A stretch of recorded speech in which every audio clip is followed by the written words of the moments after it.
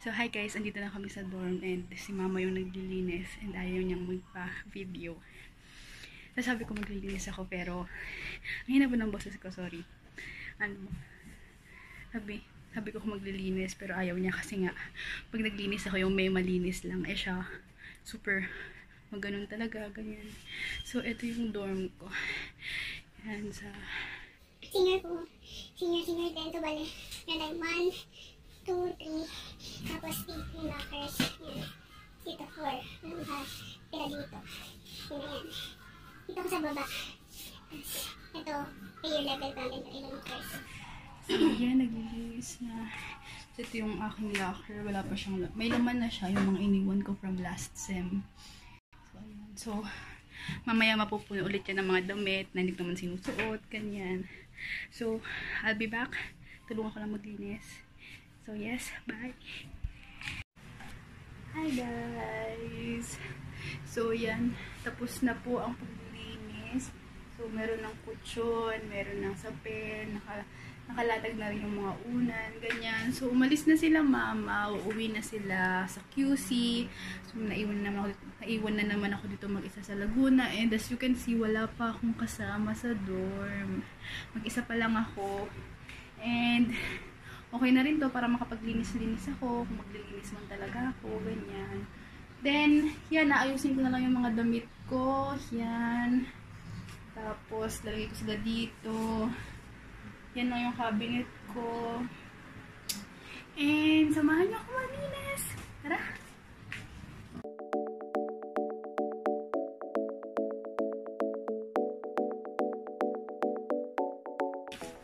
Okay, so dito ko nalalagay yung mga skincare essentials ko, ganyan. So, para madali lang siyang bitbitin. And hindi makalat sa bag.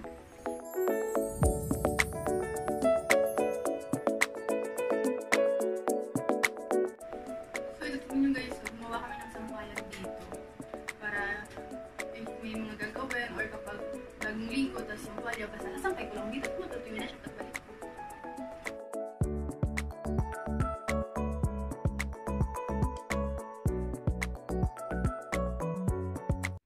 So, I'm back.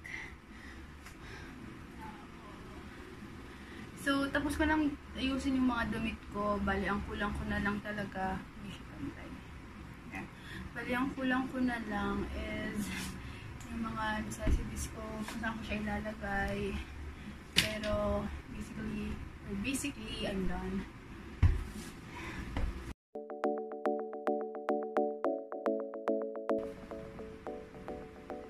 Ang cute to. Napili ko tong headband na to sa Japan Home Center. 66 pesos lang. Pero ayoko mo nang gamitin kasi pawis ako. Baka bumako.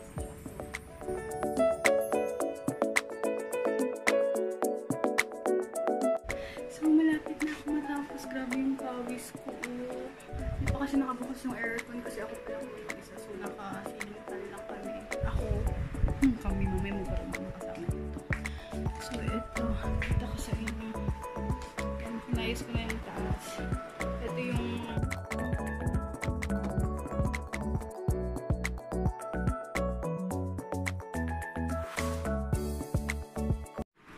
Yee! Malapit na ako matapos. Yan. Ito yung simpleng Marikina shoes na binili ko sa Taytay. Sandals. May Keds. Sponsored. So, ito yung siguro masasabi ko na ano. Ito yung sapatos na alagang-alaga ako. Sorry kung hindi lahat ng sapatos ko naaalagaan ko. Yung favoritism ako minsan. Ganyan.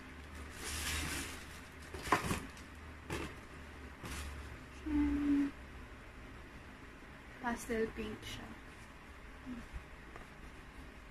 Tapos, yung sole niya, makapal. Kasi maliit ako. So, tama lang siya, diba? Diba?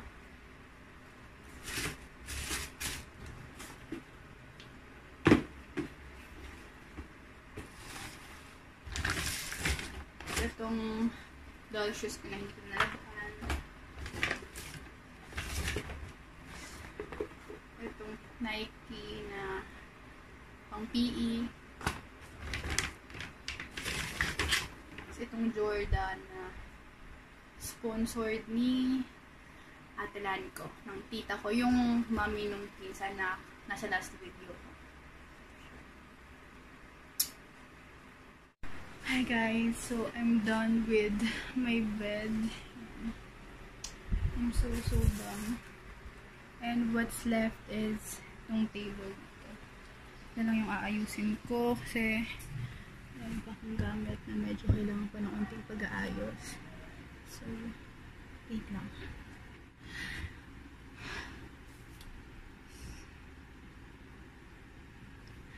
I'm done!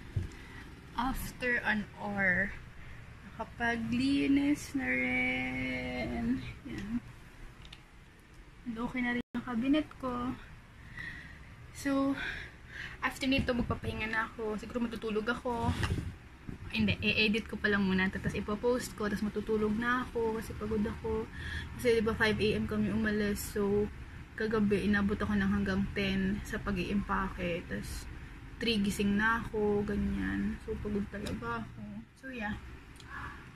Okay lang naman yung timbang ko. Pero, wala. Kasi normally, ewan ko sa girls siguro ganito. Kasi ganun ako. Pero hindi ko gina-generalize. Nagpapapayat kami. Number 1, either gusto talaga namin. Or number 2, para lang masuot namin yung mga damit na gusto naming suotin.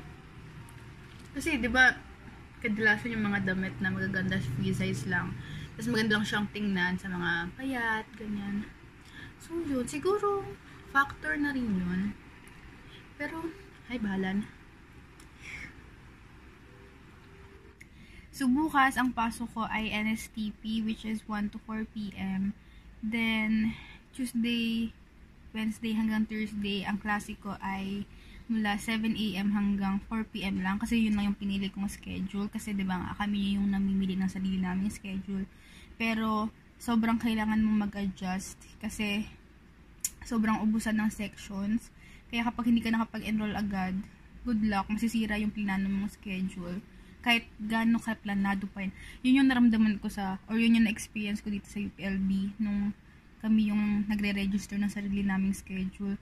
As in, sobrang planado ko na yung schedule ko, yung oras, yung mga rooms, yung mga intervals, ganyan. Pero nung mismo enrollment na lahat yung nasira, nung nagkaubusan ng section, naubos yung section na gusto ko naubos yung section na gusto ko yung time slot, ganyan. So, kailangan ko talaga mag-adjust. Tapos pag Friday naman, ang klase ko ay 7 to 2 lang. So, pwede akong makauwi ng maaga sa amin sa QC ng Friday night. Para Saturday, Sunday, doon ako sa bahay. Then, Monday morning ako babalik ulit dito sa UPLB. So, alam nyo ba, sa sobrang gusto kong magkaroon ng maayos na sked, ang pinili kong PE is walking. Diba, pang tamad na tamad talaga. Pero ang original PE ko talaga is volleyball kasi varsity player ako nung grade school, pero natigil ako nung high school kasi Akads is life, ganyan. Tapos pinili ko yung PE ko na volleyball, pero since nagkaroon nga ng conflict sa schedule, drinap ko yun, tapos in-enroll ko na lang yung walking for fitness. So, dati binabash ko yun kasi sabi ko, maglalakad ka lang, ganyan, wala kang gagawin. Though, para sa mga gusto ng chill life, pwede yun. Pero, ako kasi parang tinatamad ako sa ganun. Pero, wala, doon ako bumagsak. So, I guess, wala na talaga akong magagawa. And bukas, nag-post kasi yung, ewan ko, yung parang head, na wala muna kaming NSTP bukas. And mag-update na lang siya sa schedule. So, ang gagawin ko bukas, ipaprocess ko yung grades ko para madala ko na sa DOST. Para ma-process na lang yung stipend ko for the month of January. Yay! So, yes, yun lang. Yun lang yung magiging kwento ko sa inyo for today. And asahan nyo na magkakaroon pa ako ng mas madaming vlogs the following days. Kasi mas madami akong pwedeng gawin dito sa UPLB compared dun sa QC. And yeah, that's it. So, that's it for today's video. I hope you enjoyed this one. And see you in my next one. Bye!